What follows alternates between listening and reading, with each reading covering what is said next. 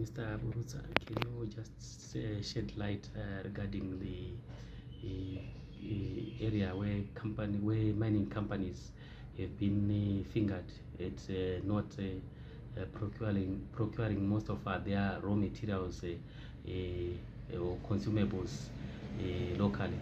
How has that affected the local content policy or Buy Zimbabwe initiative? Yeah, thank you very much.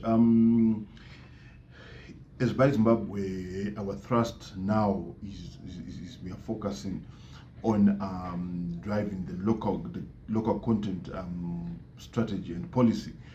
As you might be aware, government launched the local content strategy in 2019, and through the local content policy, what we are trying to do is we are trying to have our local industries, our local companies support local value chains. We are trying to avoid the situation whereby we say a product is made in Zimbabwe, but 80% of their raw materials are imported, right?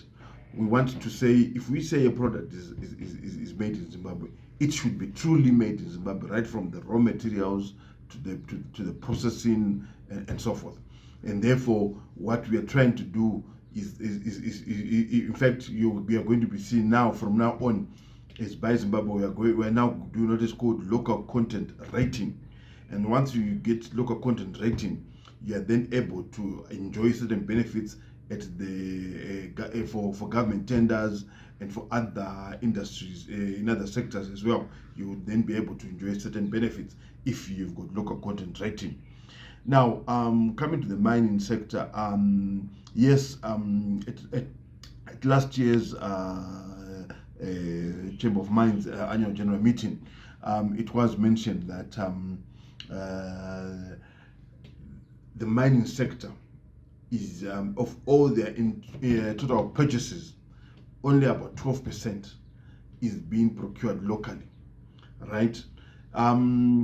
Which creates a problem, really, because we are saying the mining sector, right? The government is targeting a 12 billion mining sector, and of that 12 billion, right, we run the risk that the 12 billion that we are going to realize from mining, most of it then goes out again as the mining industry is procuring consumables, is procuring plant and machinery, and so forth.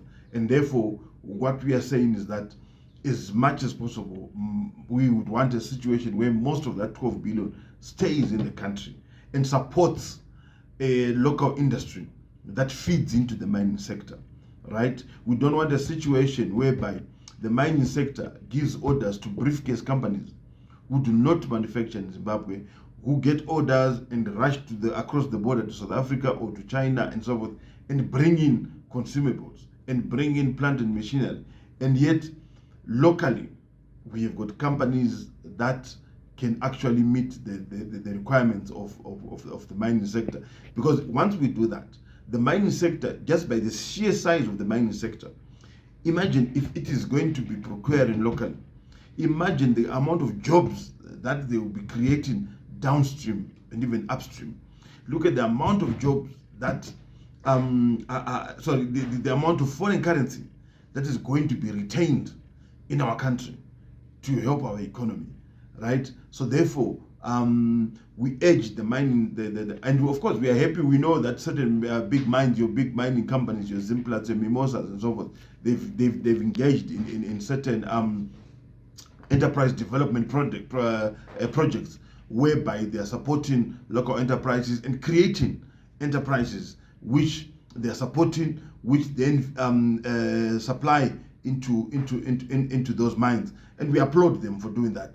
But we encourage them to do more through supporting local industries in that supply products into the mining sector.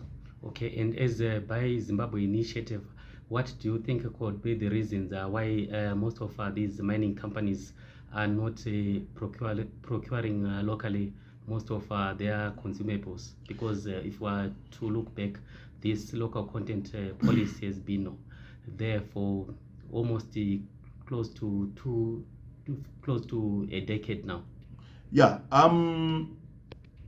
You see, obviously, for the mining sector, we need to also understand that the mining sector they are price takers. Okay, prices are determined somewhere in Switzerland or in London or wherever, right? And they work according to the set prices, right? So therefore, the mining industry has got to work backwards to try and reduce their costs, to try and become as efficient as possible to ensure that they are profitable. Now, in such a situation, you will find that the mining sector will then be forced to look at the cheapest possible suppliers or products, right? But we are saying, yes, we understand that, but we can also, let's look at the bigger picture. Let's look at your contribution. Because remember, the mining sector is mining in our country, right? And whatever they are doing, and remember, these resources, they are finite. They will come to an end, right? But during the life of the mine, the country has got to benefit. The country has got to see, by the time the mine closes, we as a country should have benefited, right? So therefore, we are saying, yes, we know and we appreciate your considerations for profit making and also to reduce your cost and so on.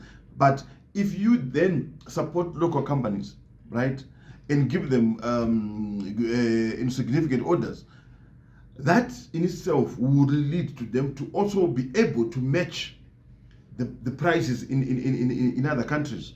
Yes, we are not saying get everything in Zimbabwe. It's not possible. We know that. But where possible, please, let's give due consideration to local companies. Let us support our local companies so that we create local jobs, we grow our economy. Because ultimately, once our economy grows, everyone benefits. So it is important for all of us to remember that. Okay, and you also mentioned that you are in the process of coming up with the local content rating. How soon should that initiative be expected? The initiative certainly in the next few weeks, probably in the next 2 to 3 weeks, we should be rolling out, and we should be starting the local content rating.